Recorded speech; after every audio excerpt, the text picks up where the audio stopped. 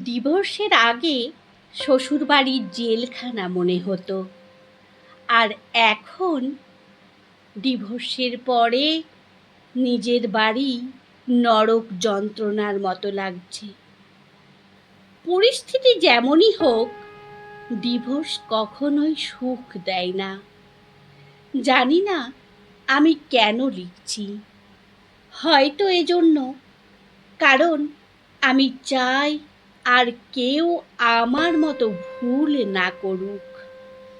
হয়তো এই জন্যই, কারণ আমি চাই ঠুনকো কারণে সংসারগুলো ভেঙে না পড়ুক। আমি 30 বছর বয়সী একজন নারী। আমাদের বিয়ে হয়েছিল আমাদেরই পছন্দে। সংসারও টিকেছিল 5 বছর। আমাদের একটি ছেলেও আছে, ওর বয়স এখন 3 বছর।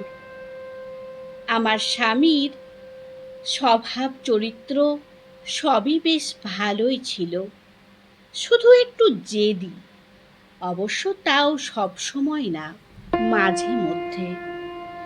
মানুষ ভাবে ওর বদ জেদের জন্যই বুঝি আজ এই অবস্থা, কিন্তু আমি জানি আমাদের সমস্যার শুরুটা ওর দিক থেকে হয়নি, হয়েছিল আমার দিক থেকেই। সব সংসারেই তো টুকটাক কিছু সমস্যা থাকেই। ওরকম আমাদের মধ্যেও মাঝে মাঝে ঝগড়াঝাটি হতো, কিন্তু ঝগড়া হলেই আমি তল্পি তলপা গুছিয়ে বাপের বাড়ি চলে যেতাম। বাপের বাড়িতে বোনরাও আসতো, ভাইরা তো ছিলই। ওদের কাছে কেঁদে কেটে সব বলতাম। তখন সবাই ওকে ফোন করে নানা কথা শোনাতো। আমার ছোট বোন তো রীতিমতো অপমানও করত। আমারও মনে হতো ঠিকই আছে, কত বড় সাহস আমার সাথে লাগতে আসে। আমাকেও নিজের মতো চালাতে চাই। আমার মধ্যে কেমন একটা জেদ কাজ করত। ওর কাছে ছোট হব, ওর কাছে নিজের ভুল স্বীকার করব, মাফ চাইব, এটা যেন ভাবতেই পারতাম না।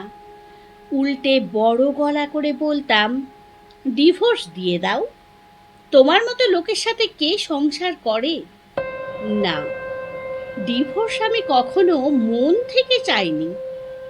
ওটা ছিল আমার মুখের কথা। ওর কাছে ছোট হওয়ার চেয়ে ডিভোর্স চাওয়াই আমার কাছে সঠিক বলে মনে হতো। একদিনের কথা এখনো মনে পড়ে। সেদিন ছোট্ট একটা ব্যাপার নিয়ে তর্ক করতে করতে দুজনেই খুব উত্তেজিত হয়ে পড়েছি। রাগে আমার শরীর কাঁপছে, যা মুখে আসছে তাই বলে যাচ্ছি। তুই তোক্কারি, গালি গালাজ, অপমান কিছুই বাদ রাখিনি। এক পর্যায়ে সহ্যের বাঁধ ভেঙে ও আমার গায়ে হাত তুলল। এর আগেও কখনোই আমার গায়ে হাত তোলেনি, কিন্তু ওই একটা থাপ্পড়, ওটাই যথেষ্ট ছিল। আমি বাপের বাড়ি চলে এলাম। আর হ্যাঁ, বরাবরের মতো এবারও নিজের দোষটা না বলে আমার গায়ে হাত তুলেছে, শুধুমাত্র ওর দোষটাই বলে গেলাম। মানুষের দোষ দিয়ে আর কি লাভ? সবাইকে যা বলেছি সেটার উপর ভিত্তি করেই তারা বিচার করেছে। পরিবারের সবাই বলল, এমন ছেলের সাথে সংসার করার কোনো দরকার নেই, মামলা ঠুকে দাও। আমিও সবার পরামর্শে মামলা করলাম। ওর নামে নারী নির্যাতনের কেস করলাম। খুব দ্রুতই ওকে পুলিশ ধরে নিয়ে গেল। ওর পরিবার থেকে বড়রা এসে বারবার অনুরোধ করলো আমি যেন কেসটা তুলে নিই। ভেতরে ভেতরে আমিও চিন্তা করতাম, আচ্ছা, আমার স্বামী কি সত্যি একজন মানুষ হিসেবে খুব খারাপ? ও কি কোনোদিনও নিজে থেকে আমার সাথে হাত তুলেছে গায়ে?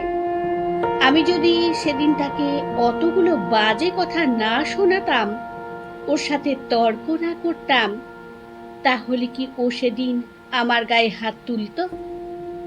আমার বাবা মা আমাকে বুঝিয়েছিলেন, আমি যদি এত কিছুর পরও শ্বশুর বাড়ি ফিরে যাই তাহলে ওরা ভাববে আমি বুঝি অসহায়, আমাকে আরো পেয়ে বসবে। একবার গায়ে হাত তুলেছে মানেই বারবার গায়ে হাত তুলবে, তোমার ওপর ছড়ি ঘোরাবে। কাজেই নিজে থেকে ফিরে যাওয়ার তো কোনো প্রশ্নই ওঠে না।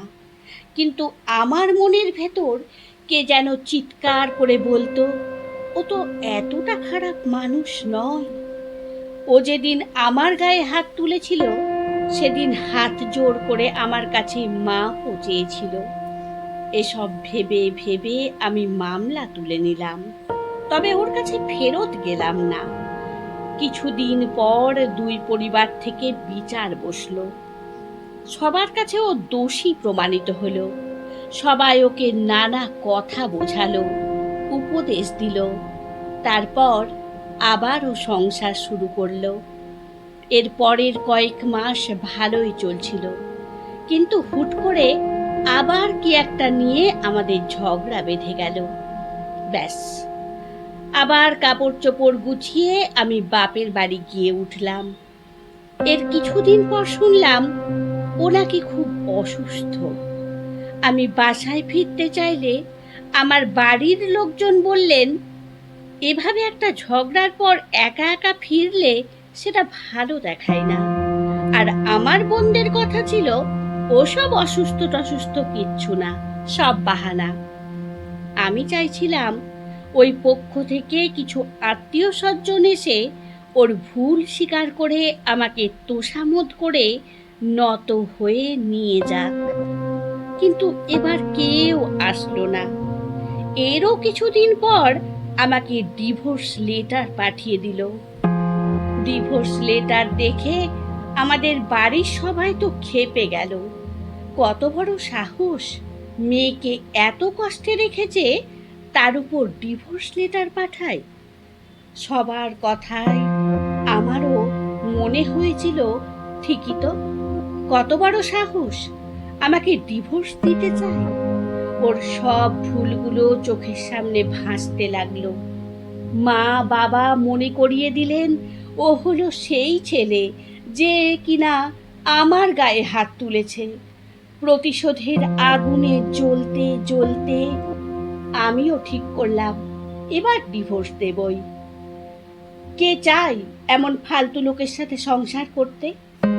কোর্টে গিয়েও হেনস্থা করার চেষ্টা করলাম। আমার মাসিক খরচ বাড়িয়ে একটা আকাশ ছোঁয়া অঙ্ক দাবি করলাম।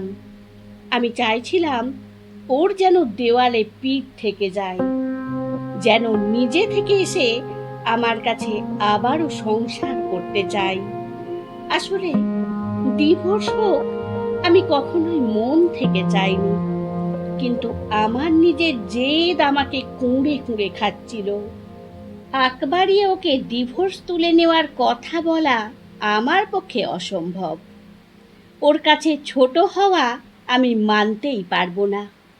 কিন্তু আশ্চর্য, ও আমার আকাশ ছোঁয়া সমস্ত দাবি মেনে নিল।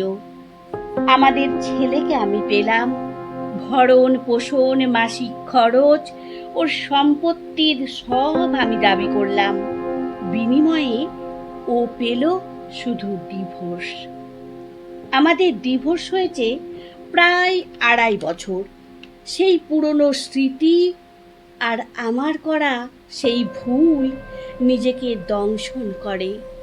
বারবার মনে হয় হয়তো সেই দিন ওর সাথে তর্ক না করলেও পারতাম, কিন্তু আমার নিজের জেদের কাছে আমি পরাজিত হলাম আর তাকেও পরাজিত করতে চাইলাম। ও আবারও বিয়ে করেছে, সুখেই আছে বোঝা যাচ্ছে। আসলে ওর মতো নির্ঝঞ্ঝাট স্বামীকে নিয়ে মেয়েরা হয়তো সুখেই থাকবে। এখন আমার নিজের কথা ভেবে আফসোস হয়। মানুষের মুখের কথা কখনো কখনো ছুরির চেয়েও ধারালো হতে পারে। ও আমাকে একবার থাপ্পড় মেরেছিল ঠিকই, কিন্তু আমিও তো ওকে কথার তীরে ছিন্ন বিচ্ছিন্ন করে ফেলতাম। শারীরিক নির্যাতন করিনি ঠিকই, কিন্তু মানসিকভাবে খুব কষ্ট দিতাম।